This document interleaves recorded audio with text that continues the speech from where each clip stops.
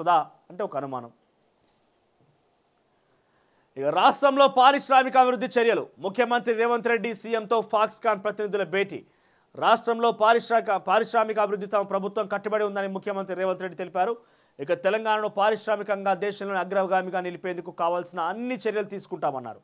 పారిశ్రామికవేత్తలతో స్నేహపూర్వకంగా వ్యవహరిస్తూ వారికి పూర్తి సహాయ సహకారాలు అందిస్తామని చెప్పారు. ఇక పరిశ్రమల అభివృద్ధి ఏర్పాటుకు కావాల్సిన అనుమతులు సులభంగా అందించడంతో పాటు మౌలిక సదుపాయాలు కల్పిస్తామన్నారు. తైవాన్కు చెందిన ప్రసిద్ధ ఎలక్ట్రానిక్ సంస్థ ఫాక్స్కాన్ హాన్హై టెక్నాలజీస్ గ్రూప్ ప్రతినిధి బృందం వీలీ నేతృత్వంలో మంగళవారం సచివాలయంలో ముఖ్యమంత్రి రేవంత్ రెడ్డిని కలిశారు. ఇక ఆయనను సత్కరించింది.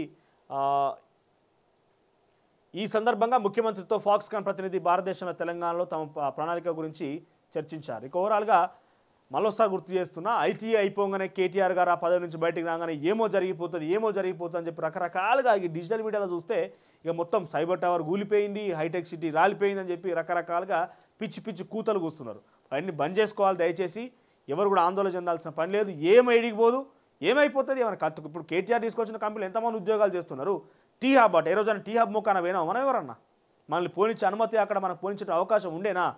సెక్రటేరియట్కి పోయినామా, లేకపోతే గాంధీ మన ఎక్కడికి ప్రజాభవన్కి పోయినామా? ఇప్పుడు అవకాశం కల్పిస్తున్నారు. వాళ్ళు డెఫినెట్గా ఆ రకంగా దిశగా ప్రయత్నం చేస్తున్నారు. ఏం జరిగిపోదు, ఏం ఒరిగిపోదు. కేటీఆర్ కంటే చాలా సీనియర్ మంత్రి ఈ యొక్క స్థానంలో ఉన్నారు శ్రీధర్ బాబు గారు. సో డెఫినెట్గా శ్రీధర్ బాబు చాలా గొప్ప ఆవిష్కరణలు తీసుకొస్తారు, మంచి కంపెనీలు తీసుకొస్తాం ఆశిద్దాం.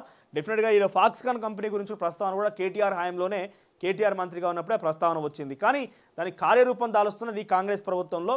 ఇక కంపెనీ వెనకపోతున్నాయి, తిరిగిపోతున్నాయి, కర్ణాటక గుంజుకపోతుంది, డీకే శివకుమార్ లాక్కపోతున్నాడు. ఇవన్నీ మాటలు బంద్ చేసుకోరు. ఇక ఇవన్నీ ఎన్ని చేసినా కూడా విషం జిమ్ముడు ఇప్పటి నుంచే విషం జిమ్ముడు మొదలు పెడితే 5 సంవత్సరాలు జిమ్మాలి మరి విషం మీరు ఈ రకంగా.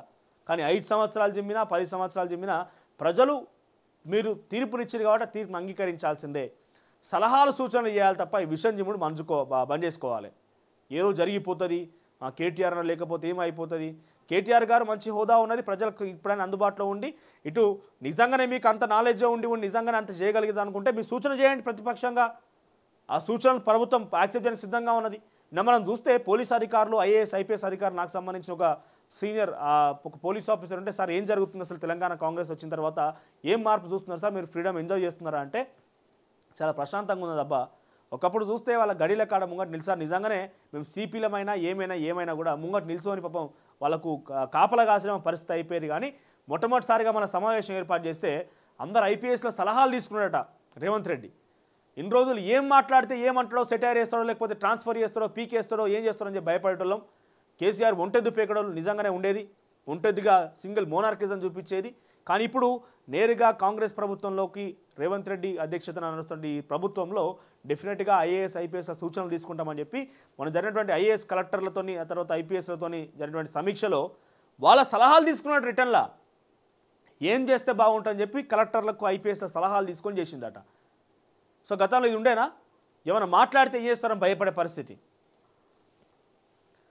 ఇక ఢిల్లీలోని ఇజ్రాయెల్ ఎంబసీ సమీపంలో పేలుడు, రాయబారిని దుర్భాషలాడుతూ లేఖ అక్కడే లభ్యం. ఇక